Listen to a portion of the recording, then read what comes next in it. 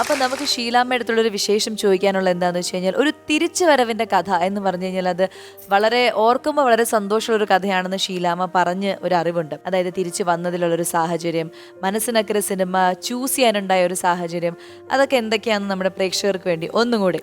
ഞാൻ കുറേ കാലം അഭിനയിക്കാതിരുന്നല്ലോ. അപ്പോൾ എനിക്ക് ഭയങ്കര കൺഫ്യൂഷനായിരുന്നു, ഇനി അഭിനയിക്കണോ വേണ്ടയോ, ഇനി അഭിനയിച്ചിട്ട് എന്ത് ചെയ്യാനോ വേണ്ട അങ്ങനെ ഇരിക്കുമ്പോഴാണ് നമ്മുടെ കൃഷ്ണചന്ദ്രനല്ലേ പാട്ടുകാരൻ, അവൻ്റെ ഭാര്യ വനിത, എനിക്ക് വളരെ അടുപ്പുള്ള ആൾക്കാരാണ്. അപ്പോൾ അവർ പറഞ്ഞു ഞങ്ങളിങ്ങനെ അമ്മയെ കാണാൻ പോകുന്നുണ്ട്, അമ്മ അമൃതാനന്ദമയി കാണാൻ പോകുന്നുണ്ട് എന്ന് പറഞ്ഞു. അപ്പോൾ എനിക്ക് എപ്പോഴും അവരെ കാണണമെന്ന്, എനിക്ക് വലിയ വലിയ ആൾക്കാരെ ഇങ്ങനെ കാണണമെന്ന് എനിക്ക് വലിയ ആശയമുണ്ട്. അപ്പോൾ അവർ ചോദിച്ചു ഞങ്ങൾ പോകുന്നുണ്ട് വരുന്നു എന്ന് ചോദിച്ചു. ഇനി ഞാൻ പറയാം, ചെന്നൈയിൽ കോടമ്പാക്കത്തിൽ അവർക്കൊരു വലിയൊരു സ്ഥലമുണ്ട്, അവിടെ പോയി. അപ്പോൾ ഇപ്പോൾ പോയടനെ തന്നെ അവർ അകത്ത് പോയി ആരോ പറഞ്ഞു ഷീല എങ്ങനെ വന്നിട്ടുണ്ടെന്ന്, ഉടനെ വരാൻ പറഞ്ഞു.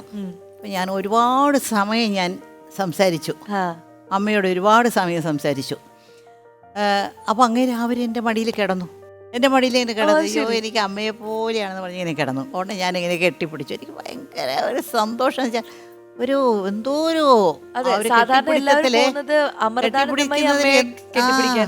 എന്തോ ഒരു സന്തോഷം തോന്നി എനിക്ക്. അപ്പോൾ ഞാൻ ആ ഇടയ്ക്ക് ഞാൻ ചോദിച്ചു, എന്നെ ഇങ്ങനെ അഭിനയിക്കാൻ വിളിക്കുന്നുണ്ട്, ഞാൻ അഭിനയിക്കണോ വേണ്ടയോ, ഒരു നല്ല കാലത്ത് ഞാൻ നിർത്തി അഭിനയമൊക്കെ നിർത്തിയിട്ട് ഇപ്പോൾ പോകണോ. അമ്മ പറയും തീർച്ചയായിട്ടും അഭിനയിക്കണം, ഷീല എന്നുള്ളൊരു ജന്മം ഒരു അഭിനേത്രിയാണ്, അത് നിങ്ങൾ കഴിയുന്നത്ര മരണം വരയ്ക്ക് അഭിനയിക്കണം. ആ ഒരു വാക്ക് കേട്ടപ്പോൾ എനിക്ക് ഭയങ്കര ഇതായി.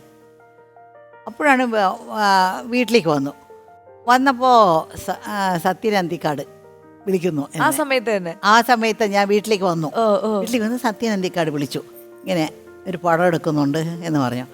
സത്യൻ്റെ പടത്തിൽ കഥ പറഞ്ഞ് ഞാൻ എന്താ റോളെന്ന് പറഞ്ഞാൽ ഞാൻ അഭിനയിക്കാമെന്ന് പറഞ്ഞു. ഒരു ഔട്ട്ലൈൻ പറഞ്ഞാൽ മതി എൻ്റെ അടുത്ത് എന്ന് പറഞ്ഞു. അപ്പോൾ അത് കഴിഞ്ഞ് പിന്നെ നേരെ അവിടെ വന്ന് സത്യൻ്റെ കഥയൊക്കെ കേട്ട് എനിക്ക് വളരെ ഇഷ്ടപ്പെട്ടു.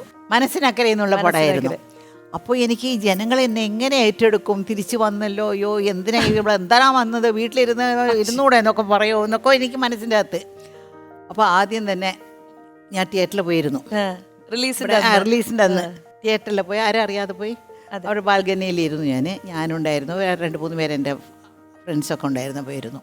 അപ്പോൾ അവിടെ ഷീല, നിങ്ങളുടെ പ്രിയപ്പെട്ട ഷീല എന്ന് എന്തോ എഴുതി കാണിച്ചുകൊണ്ട് ജനങ്ങളെല്ലാം ഭയങ്കരമായിട്ട് കൈതട്ടി. അപ്പോഴേ എനിക്ക് കണ്ണൊക്കെ നിറഞ്ഞു കേട്ടോ, സത്യത്തിൽ എൻ്റെ കണ്ണൊക്കെ നിറഞ്ഞു, സന്തോഷത്തിൽ കണ്ണ് നിറയില്ലേ അതുപോലെ നിറഞ്ഞു.